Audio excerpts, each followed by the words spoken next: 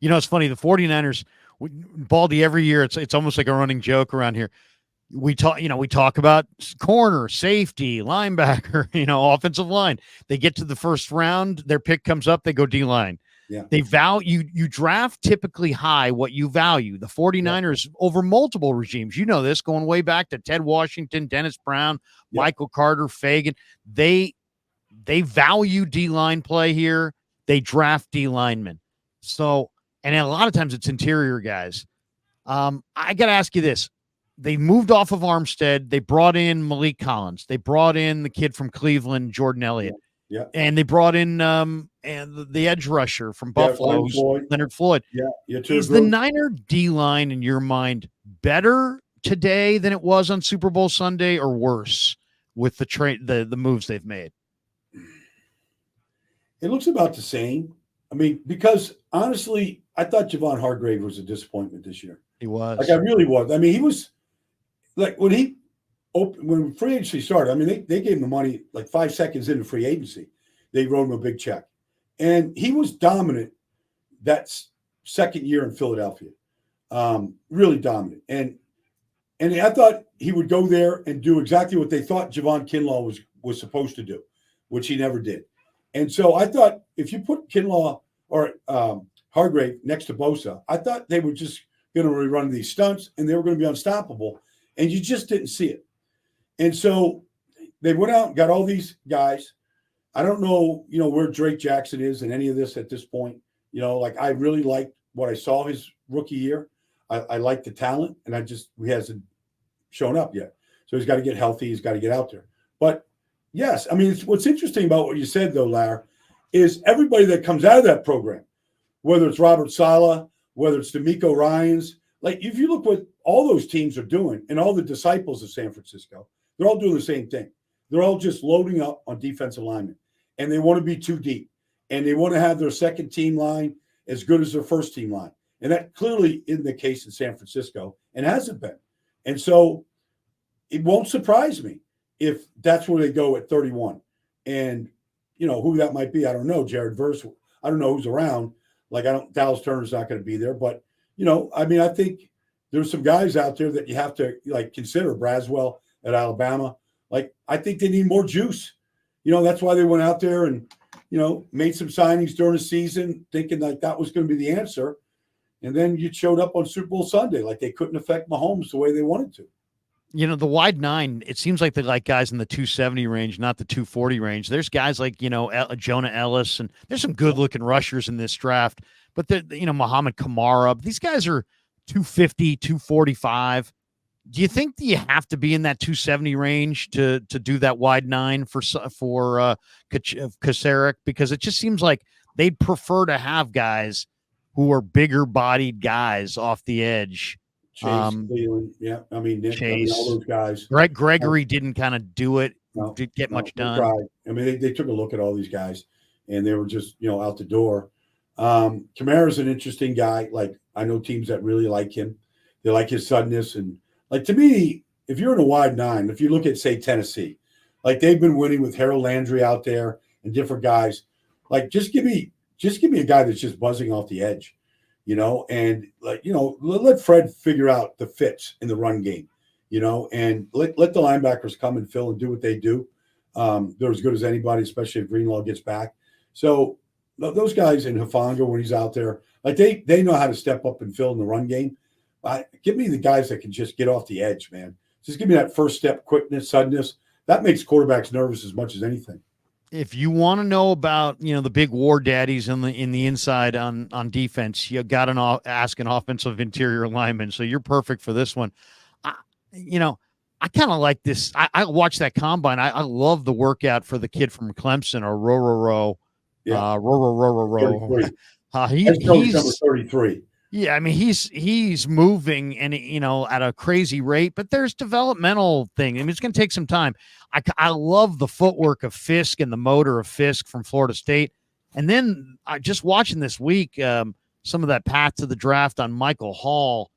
Man, Michael Hall is only, 6'3", 290 and wears 51, so he doesn't really look like a D tackle. But, man, 4.76 at 299, and he was so productive. Which of the big body D tackles? I mean, there's one technique, guys like McKinley Jackson. There's 3 technique, 5 technique. But of the big boys inside, do any of them really stand out to you? Who's the guy that you really like? I like Johnny Newton out of Illinois. Like, I just think he's a difference maker. I think he's what Eric Armstead really never was. He's a good player, good person, had his role here. But Johnny Newton is going to be a handful. Like, this is your classic 3 technique inside. Like, I think he's going to be good. I think Byron Murphy's going to be good. I like, if you want a bigger body inside, I like Darius Robinson at Missouri a lot. Like, he had a great Senior Bowl. He was very disruptive at Missouri this year.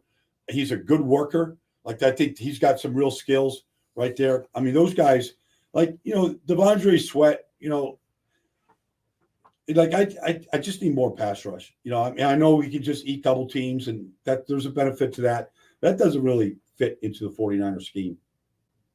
Your deal with Spags was fantastic. I told you before we got tape in here that was phenomenal.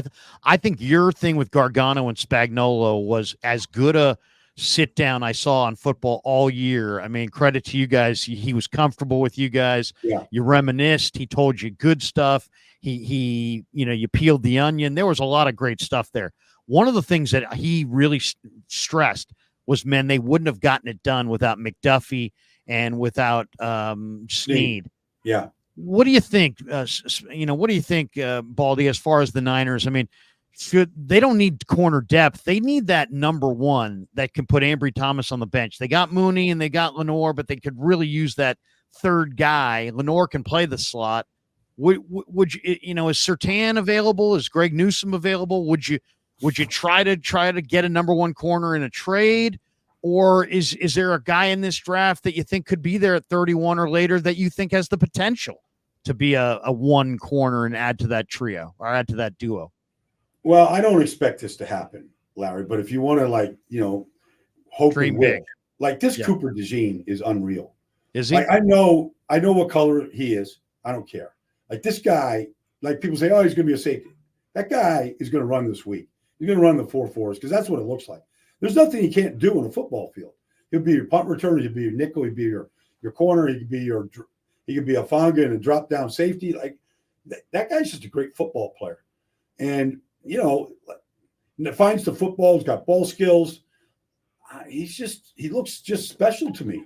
Like, I just think in this day, first of all, the 49ers, and one of the reasons why they made a switch, a defensive coordinator, in my mind, is they're not a very good blitzing team. They just aren't very good. Like, I mean, maybe they'll send Fred Warner and bring a 5th rusher, but they haven't been very creative the way Kansas City is. And you could get a lot more creative, to Spags' points, when you have guys that you feel very comfortable that can lock up.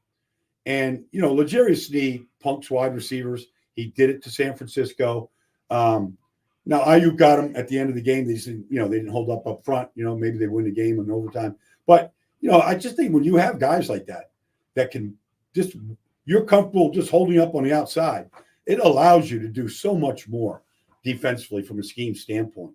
And so, to your point, like, I want at least one of those dogs on the outside that no matter who you're going against, one of those, Puka with the Rams or, whoever – Seattle, one of those beasts out there, and that offense is going to change a lot with that new offense coordinator up there. Like, I'd feel a lot better if I could hold up on DK and still get after the quarterback.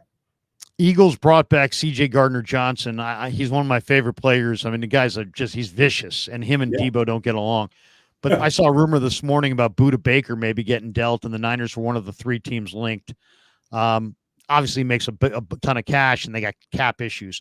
Cap issues aside, Baldy, what's Budda Baker got left? How do you think Budda Baker would could Budda Baker slide in at free safety? How much of a difference do you think he would make? He's 28. He's had some bumps and bruises, but we both know he's a hell of a ball player. I nicknamed him the Cobra a couple of years ago. He loved it. Like, that guy that guy's suddenness and his effort to the ball is exactly how the 49ers play. Right. Like, he's a perfect player for the 49ers. Just run, chase, get 10 guys to the ball. He's going to get there. His ball skills have improved a great deal. I mean, there was like the first 2 years of the league, he didn't come close to getting an interception. and it was bugging him. And people were talking about it. He can't be a Pro Bowl player. He got no interceptions. They started coming his way. He started being a little bit more patient, the way you have to be, and just kind of wait for the opportunities. And when it's there, make the play. But he's a tremendous player. Him and Jalen Thompson back there in Arizona, they were a good safety tandem. Jalen got the interceptions this year. He's a great tackler. I don't think they're going to let him out. But if you could get Buda Baker, like everybody's playing three safeties right now, he would fit in real well with how they play. I know Jair's coming back, Tig's coming back, and Hafanga's coming back from injury.